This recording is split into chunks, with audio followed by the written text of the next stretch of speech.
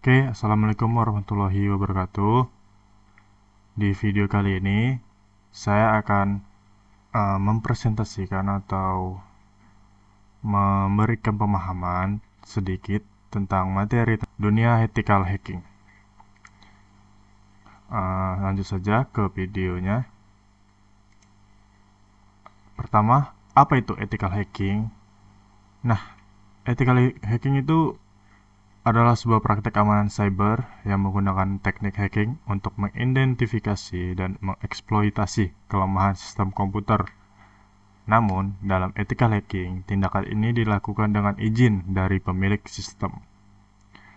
Nah, dalam ruang lingkup ethical hacking mencakup berbagai aspek, mulai dari pengujian penetrasi atau penetration testing untuk menguji keamanan sistem, hingga analisis risiko keamanan dan pelatihan keamanan cyber. Mengapa ethical hacking itu penting? Nah, ethical hacking itu penting karena mencakup berbagai hal yang memang harus kita penuhi, termasuk kayak keamanan cyber. Ethical hacking berperan penting dalam menjaga keamanan sistem, komputer, dan data dari serangan cyber yang berbahaya.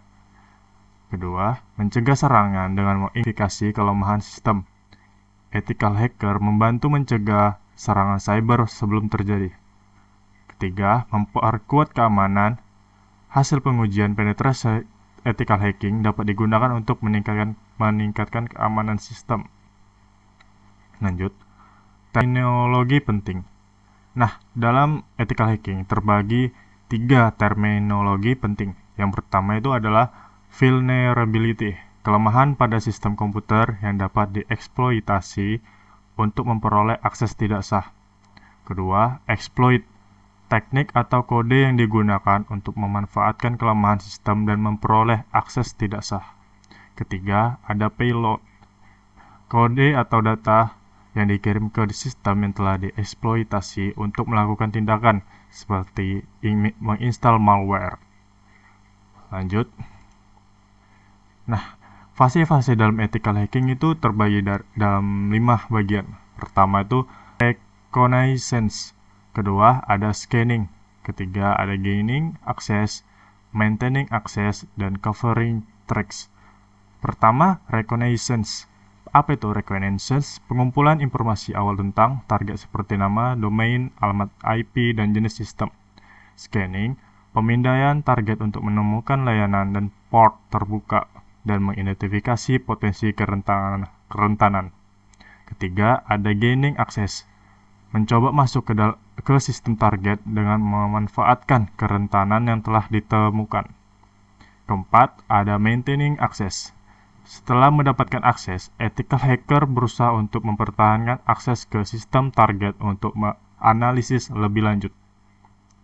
Kelima, terakhir, covering tracks. Setelah menyelesaikan pengujian penetrasi, ethical hacker menghapus semua jejak aktivitas mereka dari sistem target. Kita lanjut. Alat-alat ethical hacking yang dasar-dasar biasanya sering kita temukan dalam ethical hacking. Yang pertama itu ada Nmap, yaitu alat pemindaian jaringan yang digunakan untuk mengidentifikasi host, layanan, dan port yang terbuka. Ketiga, Wireshark, alat analisis paket jaringan yang memungkinkan ethical hacker untuk melihat lalu lintas jaringan. Ketiga, ada Metasploit, framework exploit yang menyediakan berbagai alat dan teknik untuk menguji penetrasi dan mengeksploitasi kerentanan. Nah, lanjut. Di sini ada skill ethical hacker yang terbagi dari 3 bagian, yaitu pertama jaringan, yang memahami cara kerja jaringan komputer, protokol dan topologi jaringan. Yang kedua, sistem operasi.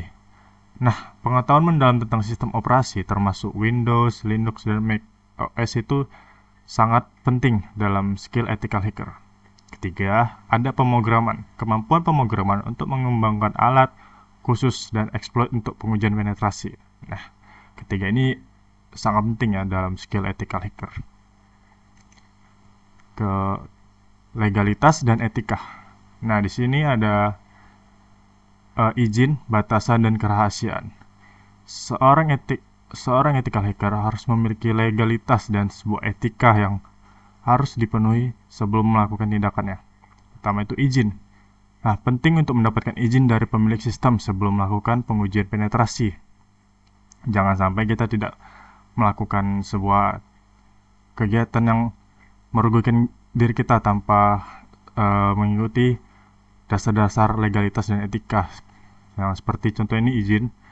Nah, kedua itu ada batasan. Ethical hacker harus mengikuti batasan yang ditetapkan dan tidak melanggar hukum atau etika. Ketiga, ada kerahasiaan. Ethical hacker harus menjaga kerahasiaan informasi yang diperoleh selama pengujian penetrasi. Nah, ini semua sangat penting ya. Kalau nggak kita penuhi semua ini, ya kita bisa dapat kena undang-undang ITE. Ya, nggak mungkin kita inginkan kan. Nah, di dalam ethical hacker ada beberapa sertifikasi ethical hacking yang biasa dasar yang umum ada di sebuah dunia ethical hacking. Pertama tuh ada CEH, Certificate Ethical Hacker. CEH dari ESG Council. Nah, yang kedua itu OSCV, Offensive Security Certificate Professional, OSCV dari Offensive Security. Oke.